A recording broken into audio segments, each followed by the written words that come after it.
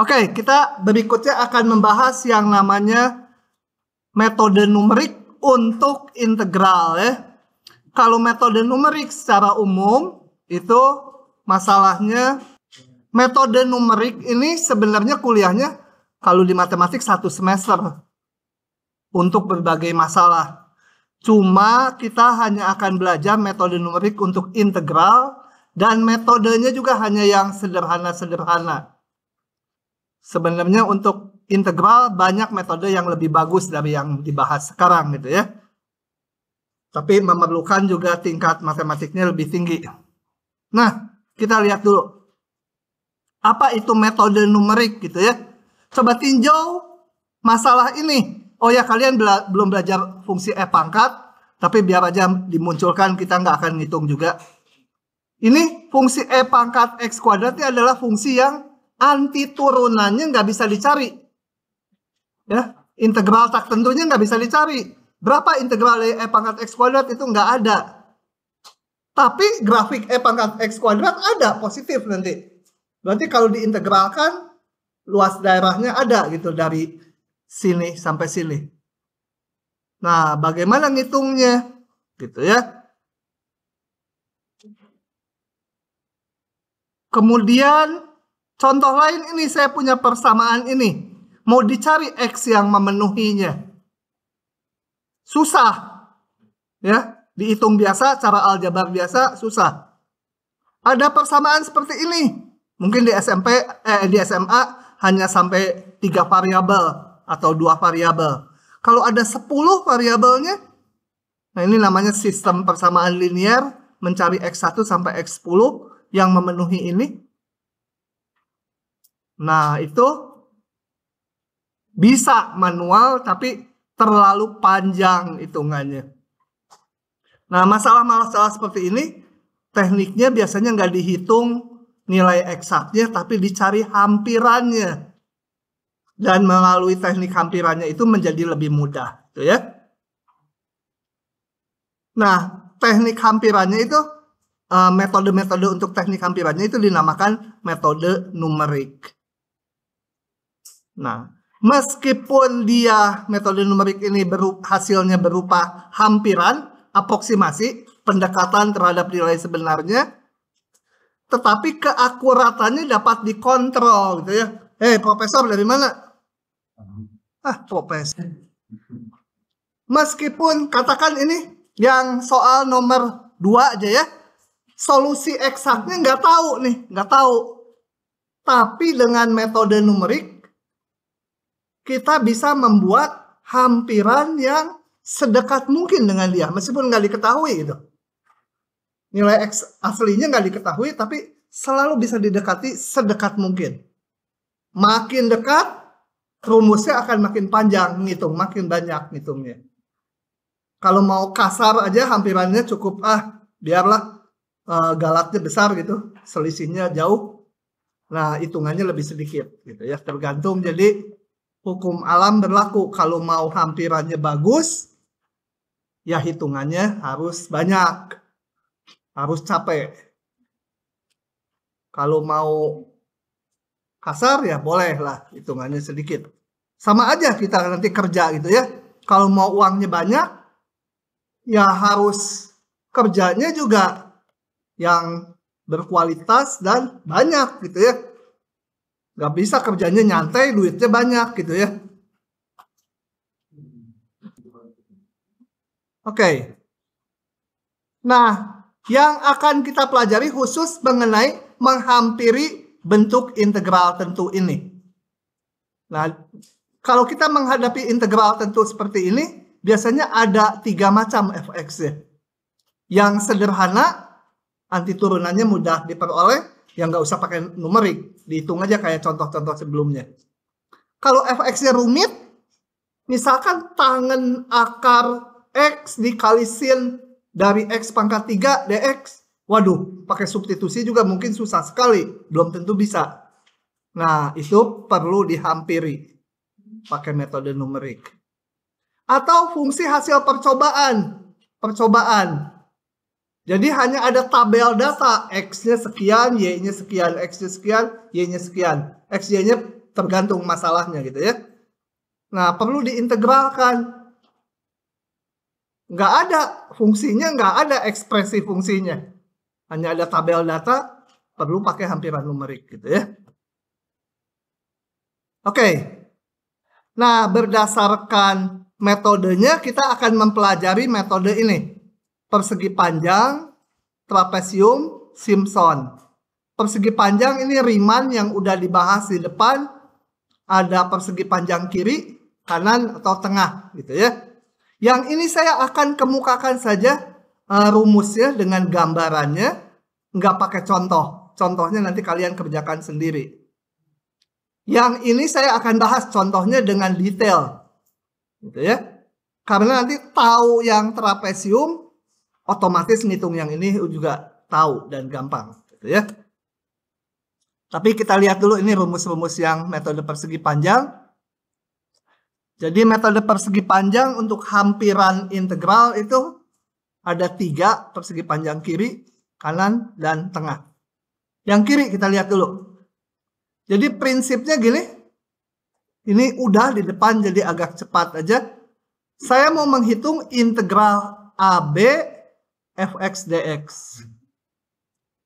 Caranya kita partisikan interval AB ini atas n bagian. Namakan titik simpulnya x0, x1, x2 sampai xn. Nah, ini lebarnya biasa dinamakan delta x. Kalau di hampiran numerik atau metode numerik biasanya dinamakan H itu ya. Mana hilang? Saya mau perbesar dia. Nah, supaya kelihatan. Yang ini aja. Oke. Jadi setelah dipartisi, saya lihat subinterval yang ke I. Ini subinterval ke-1, ke-2, ke-3. Jadi yang ke I itu dibatasi ini. Ya, yang ke I. Oke. Nah, dari sini saya bikin persegi panjang ditentukan tingginya oleh ujung kirinya. Kalau metode persegi panjang kiri atau Riemann kiri. Nah, ini kan mudah dihitung luasnya. Tinggal nilai fungsi di titik wakil. Ini. Kali H ya. Atau delta X. Kita lakukan prosesnya membuat persegi panjang tersebut di semua subinterval dan hitung luasnya. Jadi yang ke-1 ujung kirinya bikin hitung luasnya. Yang kedua ujung kirinya hitung luasnya. Dan seterusnya sampai yang ke N ujung kiri ini ya.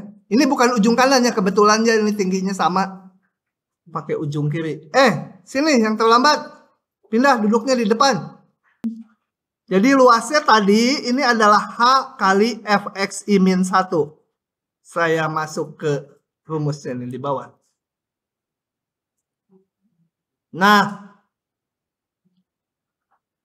setelah dihitung semuanya, jadi luas persegi panjangnya saya jumlahkan semua. Ini adalah, lihat, yang pertama H kali Fx0. Yang kedua H kali Fx1 dan seterusnya. Sampai yang terakhir H kali ujung kirinya Fxn-1. Jadi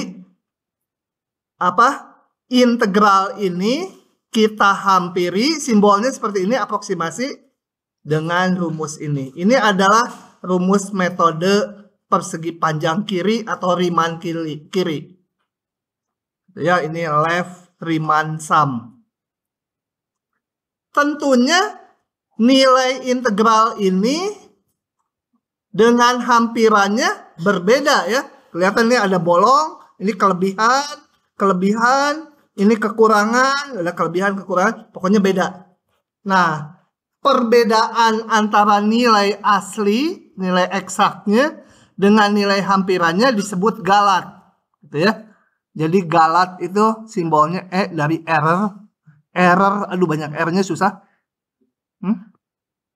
Error menggunakan N subinterval itu adalah sebenarnya integral AB fx dx dikurangi ini hampirannya. Ya, sebut aja hampirannya apa? S gitu ya. Nah, perbedaannya ini nilainya nggak kita turunkan. Percaya aja dengan hati senang bahwa galatnya sebesar ini. Kalau gitu, saya hitung aja hampirannya, hitung galatnya, maka nilai eksaknya dapat ya. Ternyata tidak begitu, karena galat nggak pernah bisa dihitung berapanya. Coba kita lihat rumusnya. Ini. B min A bisa dihitung ya, dengan eksak. N ditentukan, eksak. Turunan fungsi bisa diturunkan. Tapi ini turunannya dihitung di titik C, yang tidak diketahui, hanya tahunya di antara AB. C-nya nggak pernah diketahui, jangankan manusia, setan juga nggak tahu. C-nya yang mana itu di antara ini. Jadi ini nggak pernah bisa dihitung. Yang bisa dihitung nanti hanya batas atasnya. Jadi maksud batas atas tuh ini. Dia akan kecil dari berapa gitu angka. Itu bisa nanti kita setelah bahas contohnya. Tentunya kalau di masalah hampiran, saya pengen EN-nya kecil dari bilangan yang sekecil mungkin, betul? Makin kecil ininya, makin bagus. Galatnya berarti kurang dari sekian. Tapi berapa galatnya nggak bisa ditentukan. Oke, itu metode persegi panjang kiri. Jadi biasanya kalian ngitung ini dan ngitung batas galat. Saya akan bahas itu di metode trapesium nanti. Atau menentukan berapa N-nya supaya galatnya nggak lebih dari sekian. Gitu. Nah, berikutnya metode persegi panjang kanan sama aja. Cuma persegi panjangnya dibentuk dari ujung kanan di setiap subinterval. Jadi prosesnya sama aja, cuma ininya. Yang pertama ini fx1 kali H. Yang kedua fx2 kali H ini. Yang terakhir ujung kanannya fxn kali H. Sama rumusnya, mirip ya, cuma indeksnya geser 1. Galatnya juga ini minus tapi. Oh ya, galat itu mau plus atau min nggak penting. Karena itu hanya ngukur penyimpangan. Kayak orang bikin jalan 10 km. Nah, galatnya 5 meter. Bolehlah kelebihan atau kekurangan 5 meter. Jadi nanti waktu di perhitungan biasanya dihitung mutlaknya aja. Karena nggak penting kelebihan atau kekurangannya. Kemudian ada metode persegi panjang tengah. Center Riemann sum. Di mana persegi panjangnya pakai tengah-tengahnya di setiap subinterval. Nah, ini saya kasih indeksnya pakai setengahan. Ini X0, ini X1, tengahnya X setengah gitu ya. Ini X1 setengah dan seterusnya. Rumusnya ini. Dah, itu cepat aja. Ini ada contohnya sendiri. Saya akan detail yang ini. Yang ini akan detail saya. Yang ini bisa, yang depan lebih gampang nanti. Nah, yang berikutnya kita akan mempelajari hampiran integral menggunakan metode yang namanya trapesium. Metode trapesium. Prinsipnya gini. Interval AB kembali dibagi atas N bagian. Saya gedein lagi. Kok enggak? Gini, bisa geser. Dibagi N bagian. Perhatikan lagi subinterval ke I. Yaitu XI-1 sampai XI. Aduh, si Pateo suaranya keras sekali. Jangan kalah ya kita ya. Nah, di interval ke I ini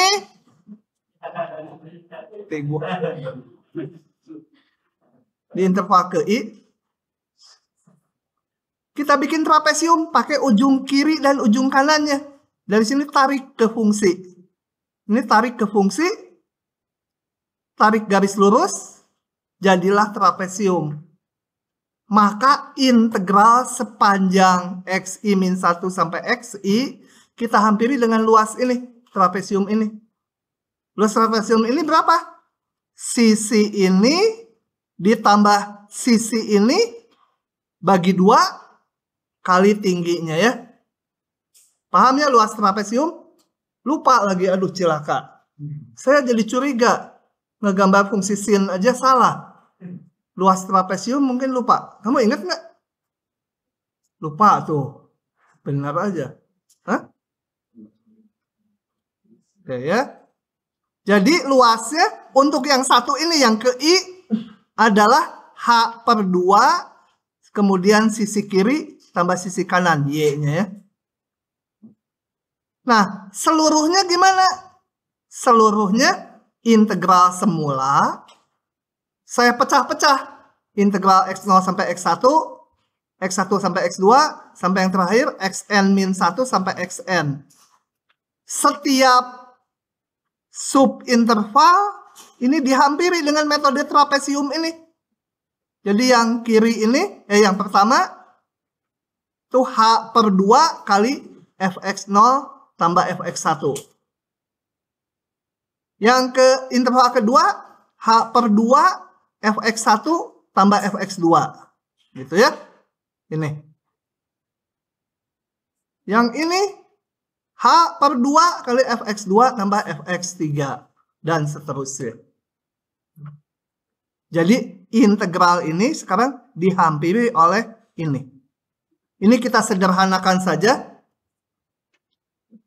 Kita lihat yang fx1 dipakai 2 kali oleh yang ini dan yang sebelah kirinya. Jadi muncul 2 kali fx1. fx2 juga dipakai waktu ngitung yang ini dan ini. Jadi titik-titik yang di tengah muncul 2 kali. Yang ujung-ujung cuma sekali. Ini harus hafal metode trapesium. Kalau nggak hafal nurunin juga gampang kan. Nah ini adalah hampiran trapesium terhadap integral tentu semula. Galatnya, oh ya galatnya nggak perlu dihafalkan. Kalau nanti di ujian keluar perlu rumus galatnya, di soal nggak diberikan, saya akan diam-diam tulis di papan tulis. Biar kelas lain salah.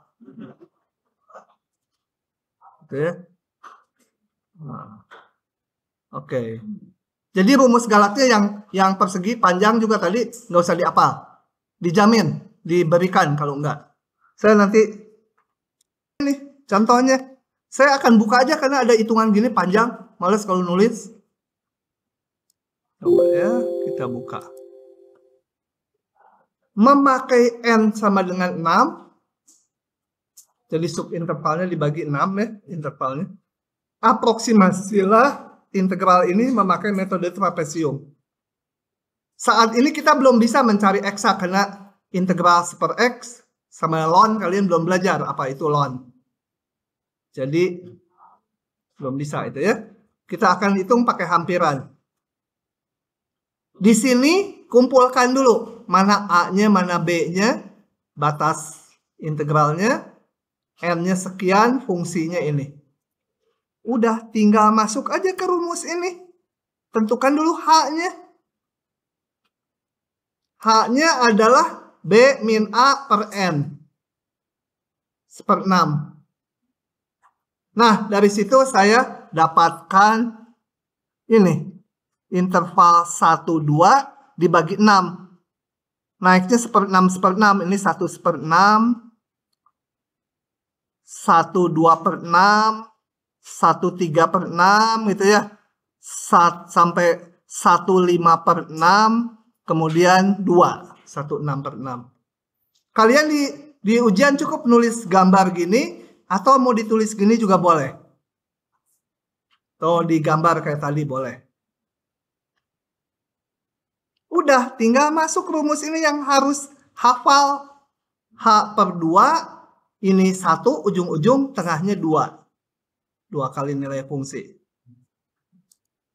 Udah tinggal kayak kambing aja. Bukan nilai, hitungannya, ngerjainnya nguli. Ya. H/2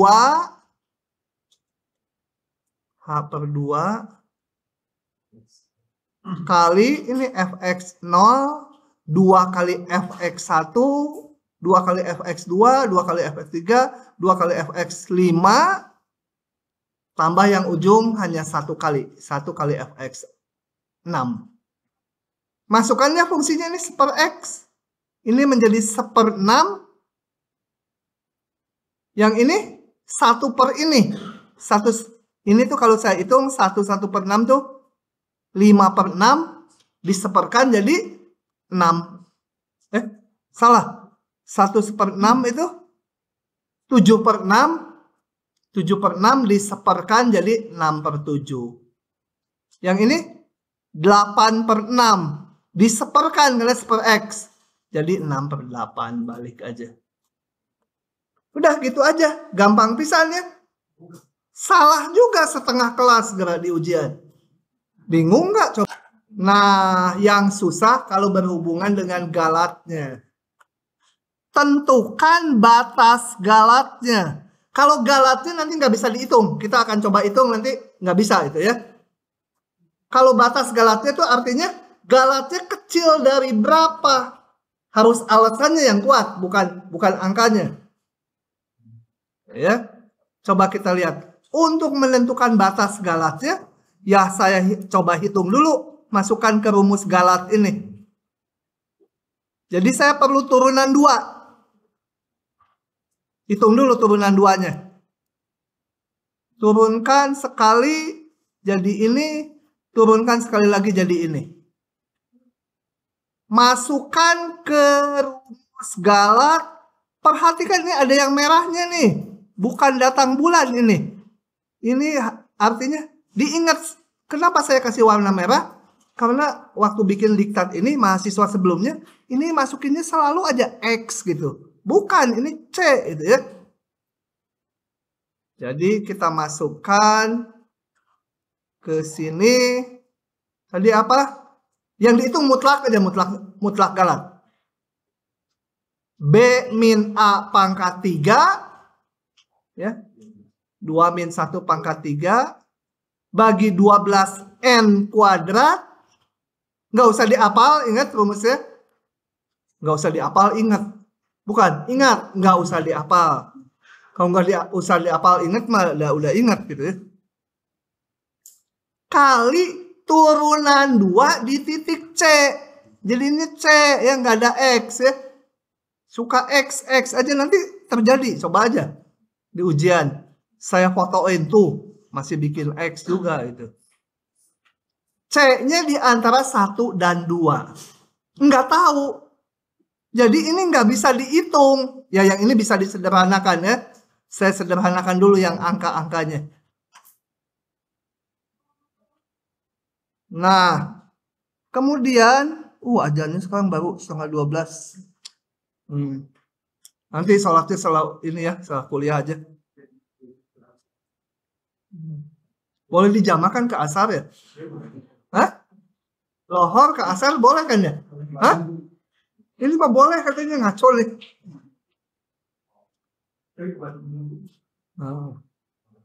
Oke.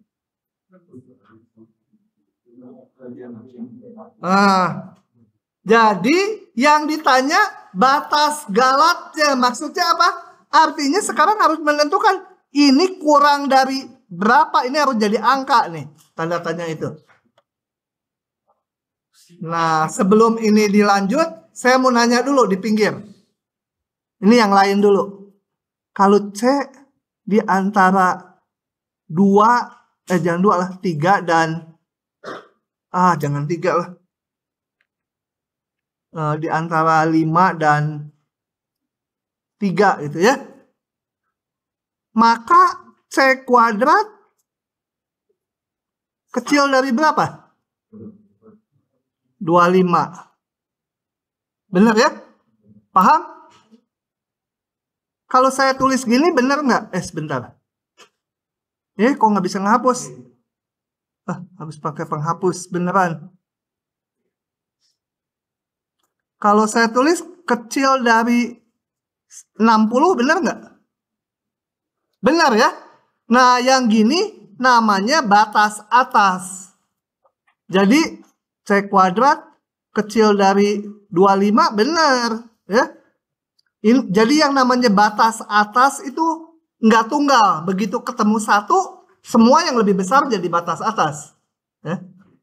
Batas atas. Jadi batas atas tuh nggak harus maksimumnya gitu ya. Kalau ini kan maksimumnya 25.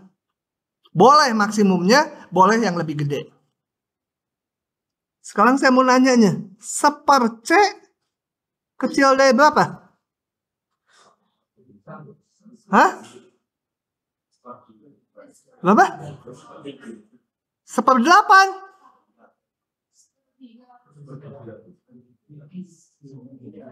Sepertiga, betul ya? Kalau si siapa lupa lagi namanya, aduh si itu. Frida. Dia bilang lebih kecil dari 1, betul juga. Betul. Ya. Pokoknya kalau C di antara 35, seper-C itu nggak akan lebih dari 1. Tapi nanti untuk mengerjakan soal-soal gini, kita nyari yang ininya tuh sebaiknya yang kecil. Kenapa? Karena kan batas galat. Galatnya kan pengen kecil. Galatnya lebih kecil dari 1/100. Galatnya satu lagi lebih kecil dari 7.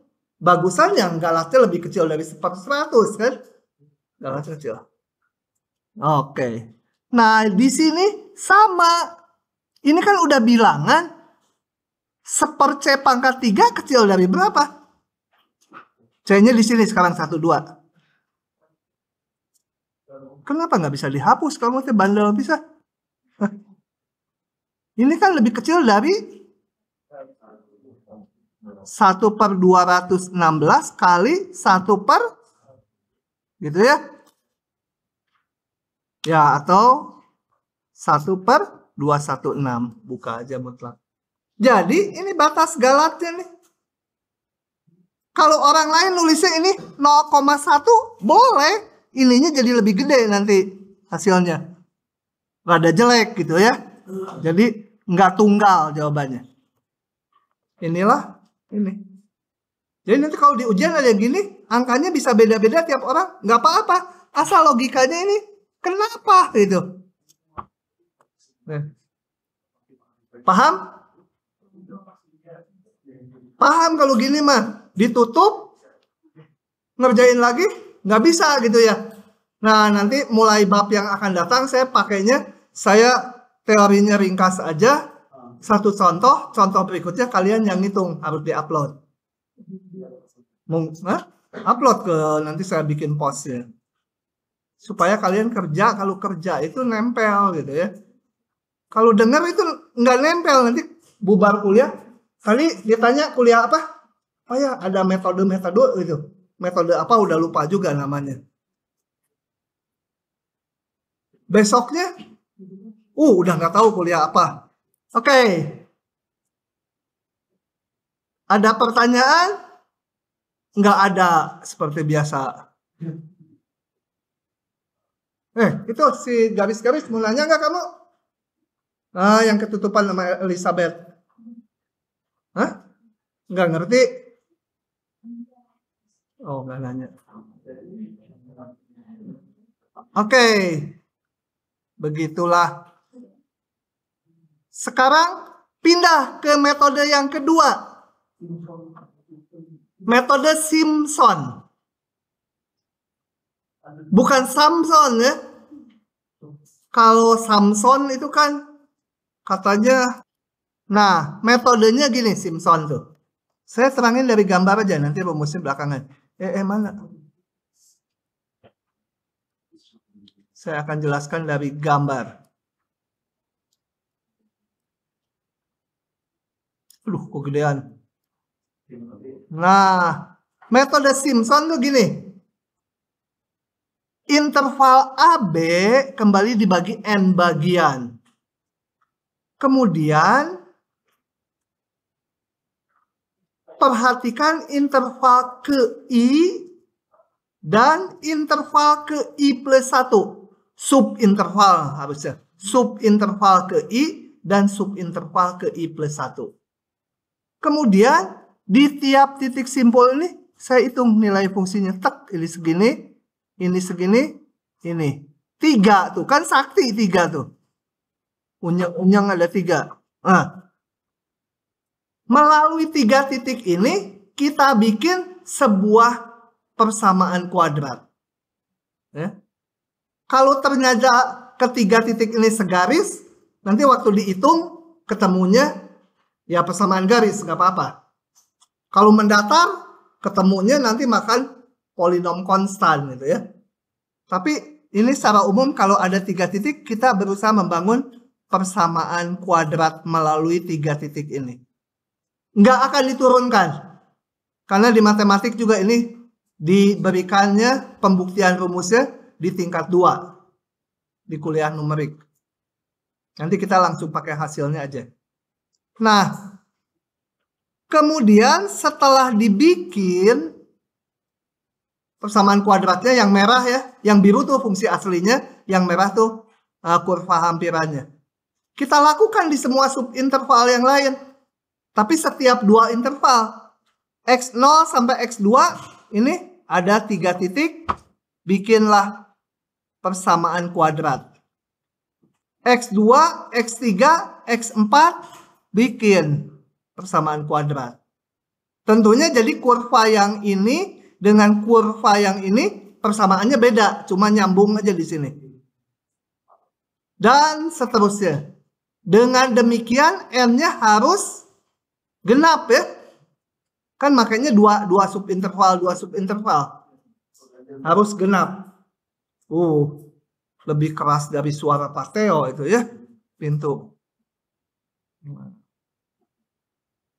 Oke. Nah, setelah dibuat tadi persamaan kuadratnya, kita integralkan dari XI-1 sampai XI plus 1.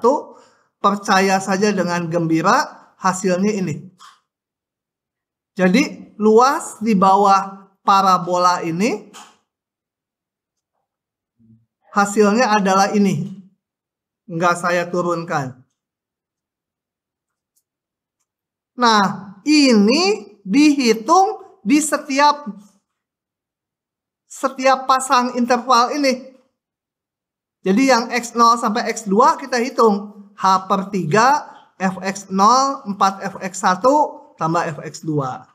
Nanti yang berikutnya, H per 3, Fx2, tambah 4Fx3, tambah Fx4.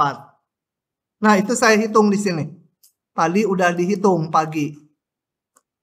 Hilang. Yang hitung lagi. Jadi, interval yang ke X0, X1, X2. Maka luas di bawah kurva merah ini, parabola yang dibikin, saya dapatkan H per 3, Fx0 tambah 4 Fx1 ditambah Fx2. Kemudian sepasang interval berikutnya, X2, X3, X4. X2, X3, X4. Maka integralnya saya dapatkan, atau luas di bawah kurva merahnya, H per 3 Fx2 ditambah 4 Fx3 ditambah Fx4. Gitu betul? Paham tidak? Oh, paham nggak? Kalau dia bilang nggak paham, saya curiga yang lain juga nggak paham. Kalau dia bilang paham, saya tetap curiga banyak yang belum paham. Jambul, paham nggak? Oh, kan kayak jambul gitu.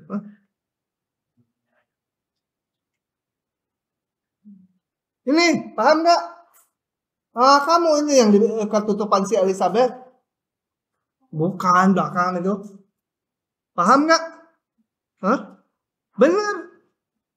Pura-pura paham ya. Oke. sepasang interval berikutnya lagi. X4, X5, X6. Dapat H/3 luas di bawah kurva parabolanya.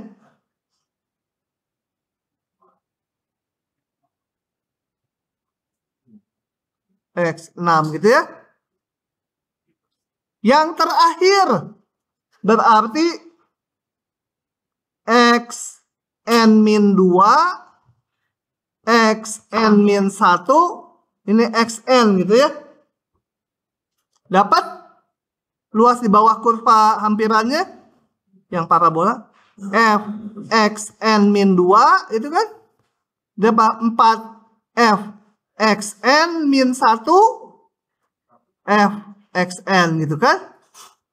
Nah, ini kita jumlahkan semua. Kalau dijumlahkan, H/3-nya keluar. Kita lihat ini. X0 muncul sekali. Xn muncul sekali. Yang ganjil muncul 4, 4, 4 ya. Yang genap ini nyambung dari sini. Jadi muncul 2 kali. Ini 4 muncul 2 kali. 6 muncul 2 kali. Jadilah rumus ini. Harus hafal. Ya. Ingat N-nya harus genap. Jadi rumus hampiran metode Simpson adalah H/3 Fx0. Kemudian ini koefisiennya 4, 2, 4, 2, 4, 2, 4, 2, 4, 2, 4, 2, 4, 2, 4, 2, 4, 2, 4, 2, terakhirnya 4. Kemudian 1. Ujung-ujung 1 yang indeksnya ganjil 4. Yang indeksnya genap 2. 2 kan? Indeksnya genap itu 2. Yang ganjil 4. Ya. 1, 4, 1, 4, 2, 4, 2, 4, 2, 4, 2, 4, 2, 4, 2, 4, 2, 4 terakhirnya. Jadi yang 4 lebih banyak daripada yang 2 ya. 1 suku lebih banyak. Nah, ini namanya hampiran metode Simpson. Kalau disuruh ngitung, tinggal masuk rumus aja. Paham? Tidak. Galatnya ini nggak usah dihafal. Contoh. Habis contoh ini kita udahan. Iya, atau mau lanjut bab selanjutnya? Hah? Oke, kita bahas contohnya. Nah, saya akan rujuk dulu contoh yang sebelumnya. Udah. Ini ke depan lagi kayak ngeliat tadi yang apa? Selingkuhan mahasiswa dengan istri profesor tadi. Nah, kalau di metode trapesium tadi kita N-nya diberikan 6, ngitung hampirannya. Kemudian menghitung batas galatnya. Kalau yang sekarang ini N-nya belum diberikan. Dan yang diberikan batas galatnya nggak boleh lebih dari ini. Harus pakai N berapa gitu. Nyari N-nya. Supaya galatnya nggak lebih dari sekian. Jadi kita harus nyari N-nya dulu. Baru nanti masukkan ke rumus ini. Untuk mencari N-nya perlu pakai rumus galatnya lagi. Oke, kita buka ya menjawabnya. Yang susah tuh kalau berhubungan dengan galat rumusnya. Jadi saya rumuskan dulu galatnya. Saya akan ngitung ini galatnya. Berarti di sini apa? 2 kurangi 1 pangkat 5 dibagi 180 N pangkat 4. Belum tahu N-nya mau dicari. Kali turunan 4 di titik C. Nah, hitung dulu turunan 4-nya. Oh ya, dimasukkan dulu ini. Jangan ngobrol, Neng. Ini masih banyak, ini harus habis nih. Kalau enggak berat, lu bawanya ke Ganesha. Jadi saya cari turunan 4-nya dulu. Percaya aja dengan hati gembira ini turunan 4-nya. Kamu ini kayak pantomim ini. Ini nih. Oh. Hati-hati nanti ketularan lo jadi gila. Oke, masukkan ke rumus. Jangan lupa ini warna merah tuh ada gunanya. Turunan keempat bukan di titik X ya, di titik C. Nah, ini turunan keempat di titik C ya. Awas kalau ininya X ngaco nah nanti semua. Dengan C-nya di antara A dan B. Nih. Nah, kita mau nyari apa tadi? Nyari N supaya ini lebih kecil, Galat lebih kecil dari 0,0001 kan? Berapa N-nya supaya Galat kecil dari ini? Tapi C-nya kan belum tahu. Ya ada N, ada C, ada dua variabel nggak diketahui. Nggak bisa. Satu pertaksamaan, ada dua variabel nggak diketahui, nggak bisa dihitung N-nya. Gimana? Dihilangkan dulu, jangan N-nya yang dihilangkan, C-nya. N-nya mau dihitung, C-nya dihilangkan. Caranya gimana? Oh, ini saya sederhanakan dulu yang bisa dihitung. Nah, setelah sampai sini, caranya kayak tadi. Dicari batas atasnya. Tapi yang N biarin aja. Yang C aja, supaya C-nya hilang. Kalau C-nya di sini, 1/C⁵ itu kecil dari berapa? 1 ya? 1 atau 1/2? 1 ya?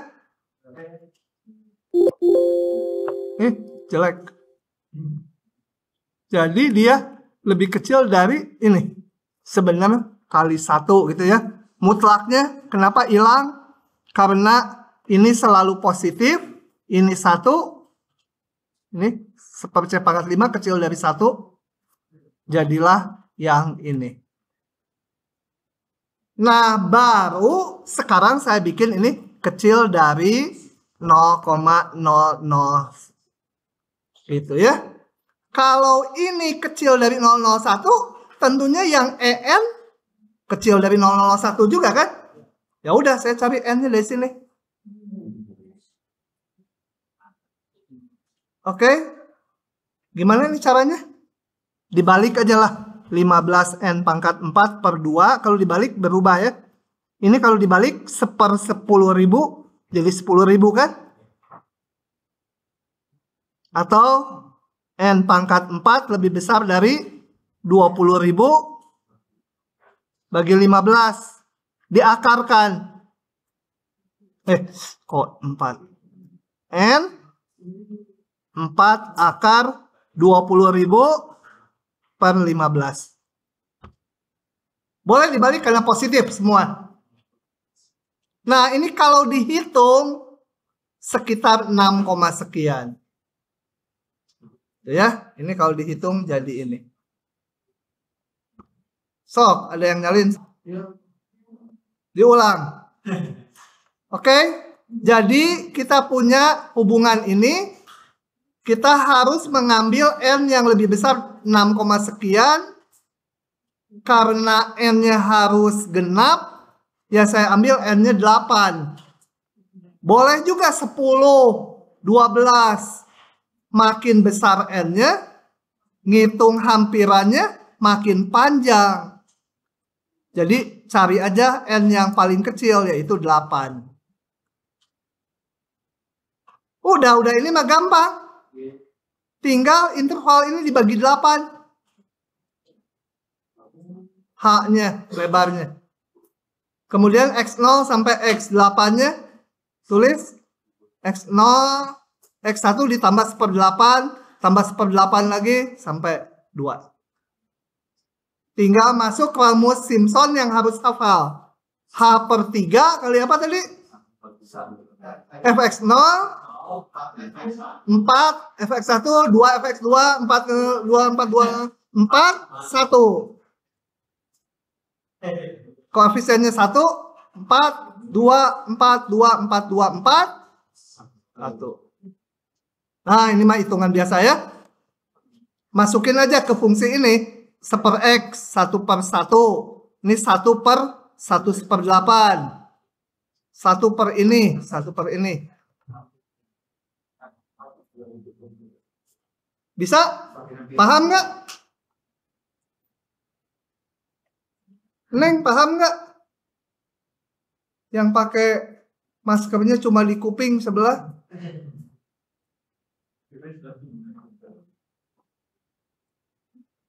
Itu ya. Oke, silakan.